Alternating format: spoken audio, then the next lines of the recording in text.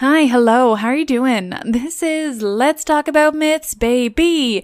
And I'm your host, Liv, who's quickly nearing the end of Homer's Odyssey and honestly feeling a bit lost at the idea of not having Odysseus to turn to, but also it's just way easier to write these episodes when I have Emily Wilson's translation of the Odyssey to work with,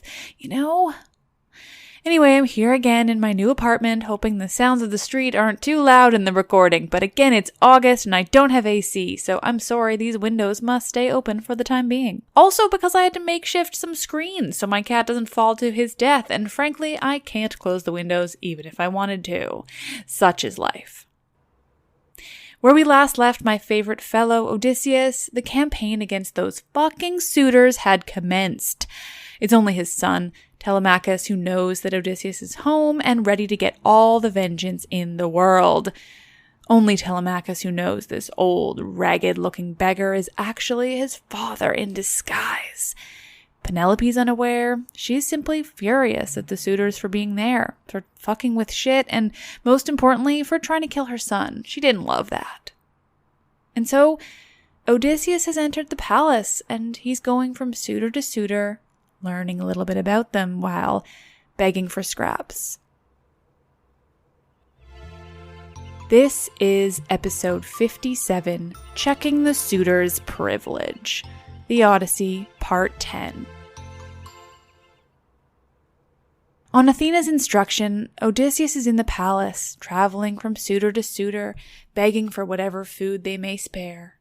This, she's told him, is a means of determining which suitors are bad and which are good, though regardless of the results of this test, the fate of the suitors is all the same. As he travels between them, they wonder who he is, asking each other. Melanthius, a goatherd who overhears, tells them all he knows. He's seen this beggar before with the swineherd Eumaeus, but that's all the information he has. At this, though, Antinous, one of the suitors, speaks up. He calls out to Eumaeus, calling him a pig man, so that's nice, and a famous idiot. Seriously, the suitors are chill people, definitely not enormous assholes or anything.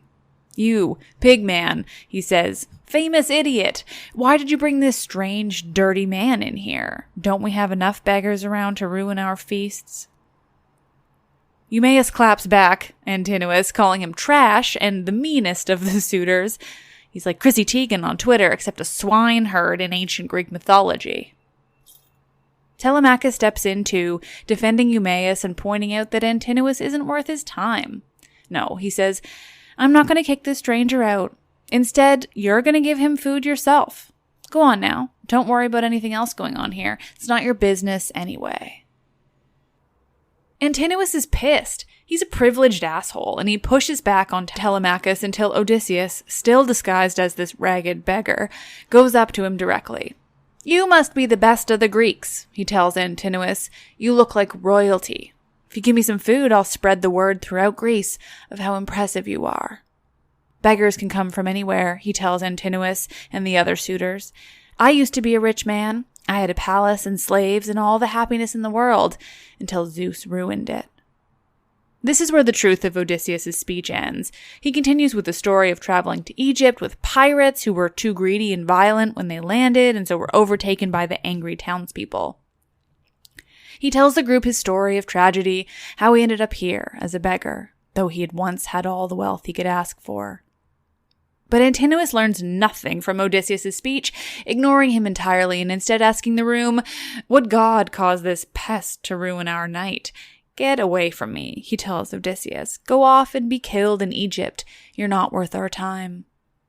Again, Antinous is super nice, and these suitors definitely don't deserve what's coming to them.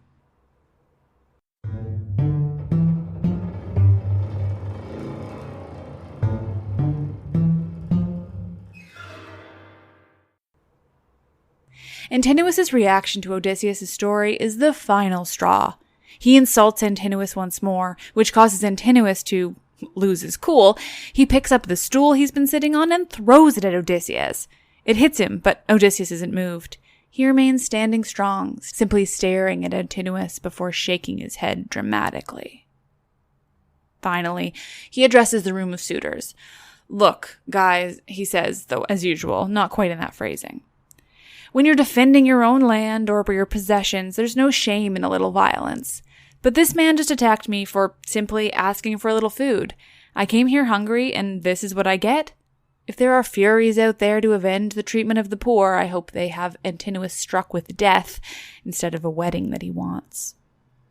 But Antinous is stubborn and has a dark, dark soul, and he responds by threatening Odysseus that if he keeps talking, Antinous and the rest of the suitors will straight up flay him alive, House Bolton style.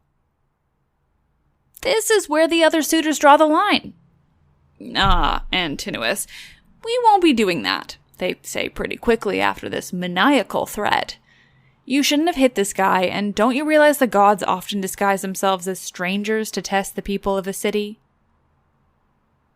Meanwhile, Penelope's been listening to all this shit go down. She tells the women with her that she wishes Apollo would shoot him dead right there. Eurynome, one of the older women, states, quite foreshadowingly, if that's a word, that if their prayers were answered, none of the suitors would live to see the next dawn.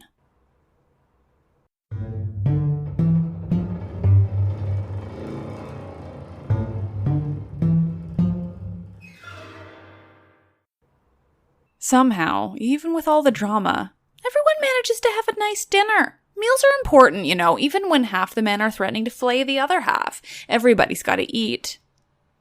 Penelope and the women continue discussing the men they're able to overhear, commenting on how all of the suitors are bad, but man, that Antinous, he is just the absolute fucking worst. Everyone seems to agree on that. When they finish their dinner, Penelope calls for Eumaeus, the swineherd, the man who, for a slave, is oddly close to the royal family. Is it an accurate description of how things were then, or more of a narrative device? I'm willing to bet it's the latter.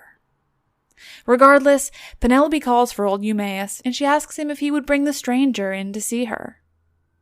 The stranger. Eumaeus, she says, bring that stranger in to see me, would you? And ask him if he's heard or witnessed anything that may give us any clues about my long-lost husband, Odysseus. Ugh, beautiful. What storytelling! Before he goes to get Odysseus, disguised as the old, ragged beggar, Eumaeus tells Penelope what he knows. He tells her that this man, this stranger from another land, has been staying with him for some days and already told him about his wanderings and about how he and Odysseus were old friends, having encountered each other before. No one seems to find it odd that this stranger hasn't given them a name to call him, but whatever, don't ask such questions. This is a beautiful story, Liv. Damn it. The stranger, Eumaeus tells Penelope, tells that Odysseus is still alive and well, and that he's nearby, en route to return to Ithaca after all this time. Send him to see me, Penelope tells him. Let him tell me this himself. I want to hear from him that Odysseus is traveling home after all this time. And when he does arrive, only he will be able to rid us of all these suitors that have been eating all our food and terrorizing everyone for all this time. Suddenly, Telemachus sneezes loudly down in the halls below. At this, Penelope laughs, explaining to Eumaeus that it's a sign. Telemachus sneezed at what I just said, she tells him. That means the suitors will indeed face their deaths. Sneezing as an omen. Gotta say that's a new one. No one can save them now, Penelope continues. Go, get this stranger, bring him to me to tell me what he knows. So Eumaeus goes to get Odysseus, telling him that Penelope, Telemachus' mother and the queen of this palace, as if Odysseus doesn't know, wishes to see him. She wants to know about her husband, Eumaeus tells the stranger. Tell her the truth, she'll know if you're lying, and if you do tell the truth, she'll give you some nice clothes to wear, which you sorely need. Odysseus, though, must keep to his plan. Eumaeus, he says, I very much want to tell Penelope the truth about her beloved husband, Odysseus, but it must wait just a little longer. For now, I'm worried about these suitors and how rowdy they're getting. He tells Eumaeus about the violence of Antinous and that nobody tried to stop him. No, he says, for now, tell Penelope to stay safely where she is until night falls. Then she can come sit with me by the fire and ask me all she wants to know about her husband and his endless journey home. So Eumaeus does, delaying the beautiful reunion we all want to see just a little while longer. He tells Penelope that the stranger wants to avoid the suitors as they're getting more dangerous as the afternoon goes on. He tells her about sitting by the fire at dusk, that she can ask him anything she wants then. Penelope agrees, noting that this stranger is clearly no fool. It's a good idea that they avoid the suitors as much as they can.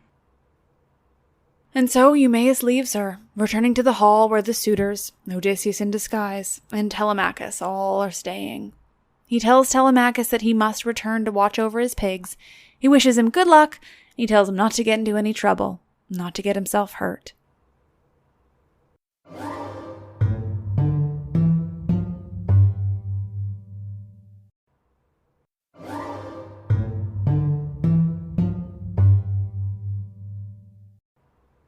The feast inside the main hall of the palace continues, as does the drama. The suitors now have sent for another man, an alternate beggar, you could say, even though that's dark as fuck. And I really hate using the word beggar, but it's used continuously in this, and it's just the easiest, sorry. This alternate beggar is a local homeless man of Ithaca, notorious for his greed. He has a real name, but the suitors call him Iris, because they use him as their messenger. Now they've called on Iris to get rid of Odysseus. Their depravity knows no bounds. They've called on this other homeless man to get rid of the homeless man they're tired of, pitting poor soul against poor soul. Don't think you can feel sorry for these suitors and what's to come. They deserve it all.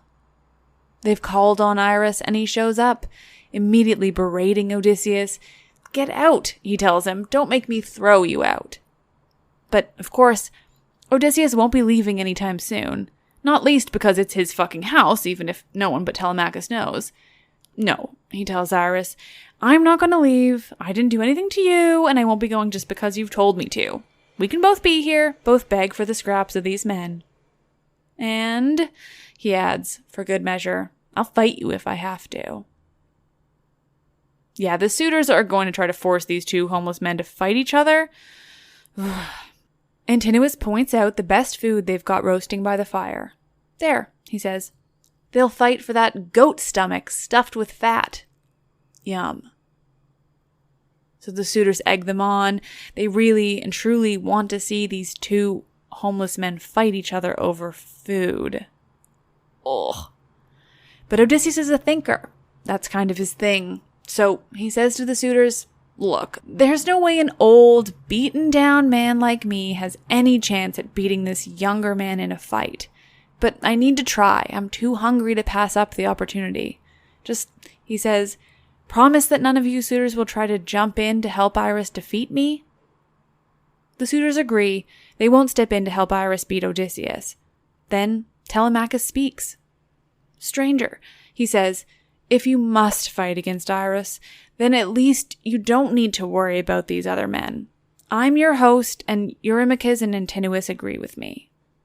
They all, very formally, agree to these terms.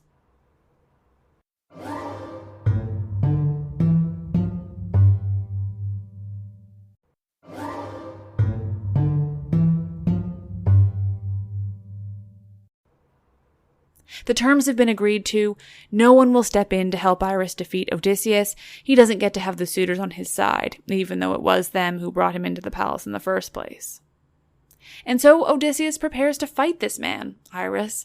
He takes off the ragged clothes he's been wearing and wraps them around his waist, basically revealing a super ripped old man, just muscly as fuck, enormous. And then Athena makes him even stronger, visibly, causing all the suitors to look on in shock. "Iris doesn't stand a chance," they exclaim, still staring dumbfounded at how fucking yoked Odysseus is, though he's still visibly a worn-down old man. Iris, meanwhile, is also looking at Odysseus, and he is not thrilled by this development. This is not what he signed on for. But he's in it now, and there's no turning back. Antinous watches Iris's reaction and once more provides all the motive in the world for everyone around him to want him dead. He straight up laughs at Iris's fear, telling him what a loser he'll be if he's beaten by this old man. And if he is, Antinous continues, he'll have him sent off to a king on the mainland who's the lord of cruelty and pain. You know, normal stuff. That king will cut off Iris's ears and nose, and then his genitals, and he'll feed them to the dogs. All great people here in Odysseus' palace. No sociopaths at all. And so, they fight. Odysseus quickly defeats Iris, breaking his jaw in the process, and kicks him out of the palace. When he returns to the hall, victorious in this very unfair and bizarre fight, he's finally welcomed by the suitors. Antinous gives him that disgusting-sounding food that he wanted so badly, and the men toast to his defeat of Iris, laughing about how they'll send him to that guy on the mainland who also just sounds lovely.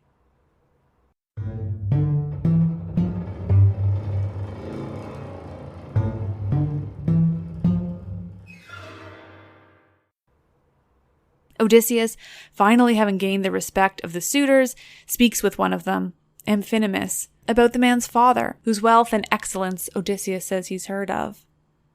I once had wealth and happiness, he tells Amphinomus, but I've committed so many crimes now, so many abuses of power, helped by the other men around me doing the same. I've learned, he continues, that no one should turn away from what's right. I've seen how you're all behaving here, how you're treating Penelope, the wife of the man whose palace this is, the man who will very soon return home, and may you not still be here when he does, because, Odysseus tells Amphinomus, I assure you there will be blood. Amphinomus thinks about what Odysseus has just told him. He dwells on it, but he doesn't leave. He's destined to meet the same fate as the rest. Athena has already decided these things. Athena, too, has plans for Penelope. She gives her an idea, placing in her mind the desire to let the suitors see her, though normally she would avoid them at all costs. But no, now she wishes them to see her. For Athena, this is to awaken the desire in the suitors. Penelope tells Eurynome, her faithful woman, that she wishes to do this. She wants to let the suitors see her and to give her son some advice. Penelope wishes to tell Telemachus not to spend too much time with these men. They're too proud, they have bad intentions, they're a bad influence. She has Eurynome call 2 slave girls, Hippodamia and Autonoe, to accompany Penelope down to see the suitors and to talk to her son. While Eurynome is gathering the girls, Athena gets to work on Penelope. She puts her to sleep for a short while she makes her as beautiful and wonderful as possible. She puts ambrosial beauty on Penelope, makes her taller, curvier, clears her skin. When she wakes, just as the girls are arriving to accompany her, Penelope looks better and more beautiful than she has since her husband, Odysseus, disappeared those decades ago.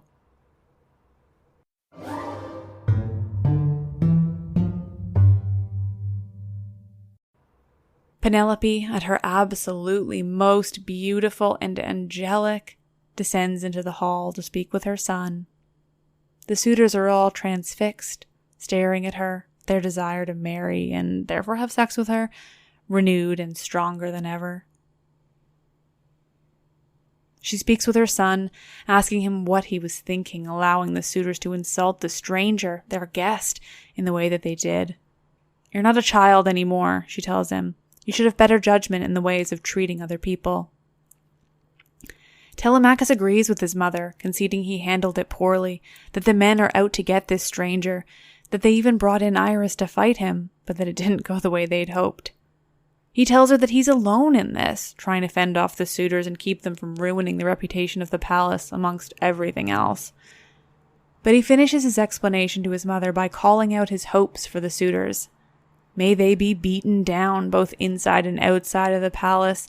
May each of them grow weak and unable to fight back. He's cut off by Eurymachus, who's trying to get Penelope's attention. Penelope, he calls out. Oh, Penelope, if everyone in Greece could see you now, oh, there would be even more suitors in your home because no one is as beautiful as you. He says this like it's a compliment, but like, fuck you, dude. She's made it perfectly clear she loathes the number of suitors that she has now. Don't threaten more. I mean, honestly, read the room. Anyway, that's my response, but Penelope has one too. No, she tells Eurymachus, the gods ruined my beauty the day my husband left for Troy, never to return. If he came home, then maybe I could regain some of it that I had before, but not now. I'm weighed down by grief and stress. Before Odysseus, my husband, left for Troy, she tells the suitors, he grabbed my arm and told me he didn't think that all the Greeks would return unharmed from Troy. The Trojans are good warriors too, and many will die, he said. But some god may bring me home, or some god may keep me there. If I don't return, then when our son has grown, you must choose a man to remarry. That's what he told me when he left for Troy those years ago, she tells the suitors in the hall. And that time has come. She tells them this with no joy. She does not want to be making this decision. And, she adds, there's even more weighing me down because it isn't right to treat a woman this way, competing for her, taking over her home and never letting anyone have a moment's peace. Suitors should bring me food and gifts, not eat what's already mine.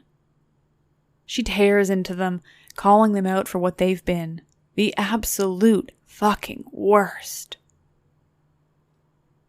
Meanwhile, Odysseus watches, impressed by his wife's speech and actions, trying to get more from them while still not caring for a single one. To this, Antinous responds that they'll give her anything she wants, but still none of them will return to their homes until she chooses to marry one. But it doesn't matter anyway. Like I've said, Athena's already decided all of their fates. So they have gifts brought to Penelope, endless gifts, the finest jewelry, mostly, gold and jewels of all colors and shapes. Smiling, Penelope and her slave girls bring the gifts back up to her bedroom and once more leave the suitors alone to continue their feasting and drinking. But some of the girls remain. They're there to light the great hall now that darkness has fallen. At this, Odysseus, very much still in disguise, calls out to the girls as they work around the room. Go back and stay with Penelope, he tells them. I can do this. I can light the room. There's no need for you to stay. He thinks he's doing them a favor, doing their job for them. But, well, these particular girls have already formed other reasons for remaining in the hall after Penelope leaves. Melantho, one of the girls, was raised by Penelope, almost as a daughter, but she simply laughs at this comment. She's been sleeping with Eurymachus, and so instead of returning to Penelope, she taunts Odysseus just as the suitors have. Why are you choosing to stay around this group of men? She asks, jeering. You've already eaten. Why are you even still here? Odysseus and Eurymachus taunt each other some more, each trying to sound more impressive than the other. At this, Odysseus threatens to tell Telemachus what he's just heard, and that serves to scare the women off. They've been corrupted by the men staying in the palace all this time. At some point, some of them realize that their lives were kind of shit anyway. They're slaves after all, so they might as well fuck some powerful suitors in the process. Odysseus and Eurymachus then taunt each other some more, each trying to sound more impressive than the other. There's much talk of farm-related strength and war-related strength. You know men like this. There's a lot of nonsense thrown back and forth, each trying to feel more manly and masculine than the other. But in the end, after more furniture being fruitlessly thrown at Odysseus, Telemachus proposes that the men go back to their beds for the night, that perhaps the evening has reached its logical conclusion. And so, finally, for now, the suitors leave the palace.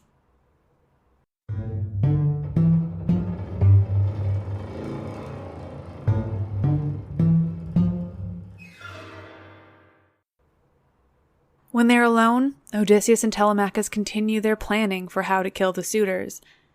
They have a better sense of how things will go, now that they've had to deal with them together.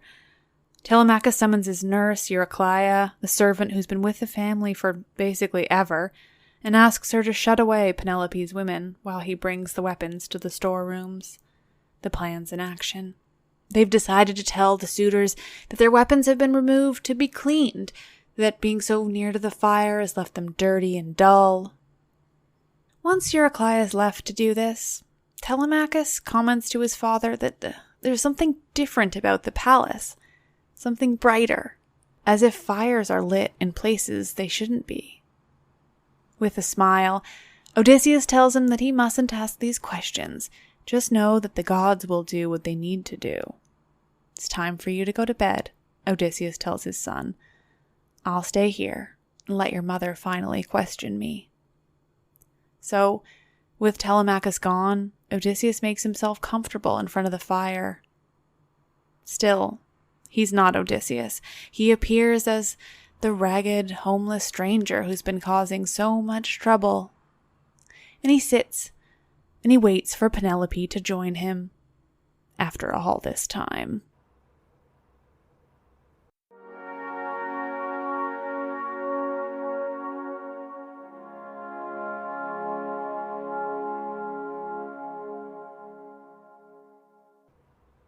Oh, friends, thanks for listening as we get closer and closer to the end of the Homeric epics. Don't fear, though, we're not out of epics yet. Anyway, I love the Odyssey, as if that has been made abundantly clear with how I've told this story and everything else I say. Bias exists everywhere, guys, and I am biased towards Odysseus. I am sorry. I know he's got his shit, and he's not immune from toxic masculinity, but he's also wonderful and heroic and just wants to get home to his wife. Anyway, it's great. Odysseus is great. The Odyssey's great. Homer's great. What's not great is the rampant and dangerous toxic masculinity that's blending with horrific racism and absolutely terrifying the world right now. So when you hear someone talking about so-called Western civilization or how white people, with air quotes, invented everything, that the Greeks were the fathers of civilizations, that the Spartans were the shit. Anyway, just remember all the bullshit I tell you about every week, and know that the Greeks co-opted what they learned from the Middle East and Africa. Not everything, but a lot of it. Notably, Egypt, Mesopotamia, that white people didn't invent everything we use now and what we most care about. They just colonized the fuck out of everyone that did, stole their ideas, used them as their own, presented to the world that they were the most impressive, most important civilization, when really, Western civilization was just the most violent, most destructive, and most open to plagiarizing. Okay, thanks. The world is on fire. Please enjoy my retellings of Greek myths from the vantage point that while they were amazing and wonderful and goddamn the ancient Greeks were cool, they were not the be-all and end-all of the ancient world, and most of the things they're credited with doing first, they didn't. The Epic of Gilgamesh came long before Homer. The Mesopotamians in Iraq and Iran invented basically everything, the wheel, astronomy, endless more. The Greeks just did it again, but louder. One day I'll go into more detail about that, because I just think it's necessary. Anyway, thank you again for listening. If you like me, please rate, review, subscribe, you know. Follow me places. Twitter, Instagram, Facebook, they're all at Myths Baby. I suck at Facebook, but I do feed my Instagram there, so there's usually something. I also read all your messages, but can't always respond. Thank you so much for everything you send to me, though. It means the world that I'm connecting with so many of you about this thing I love so passionately. If you want to hear more of my ramblings and rantings about toxic masculinity and the end of the world, you can go ahead and follow my personal account on Twitter, too. That's Livy Rants. It's a little bit less mythological and a little bit more angry. Anyway, you're all magnificent. I do love you. Thank you for being there and listening every week and being generally awesome. I'm Liv, and I love this shit.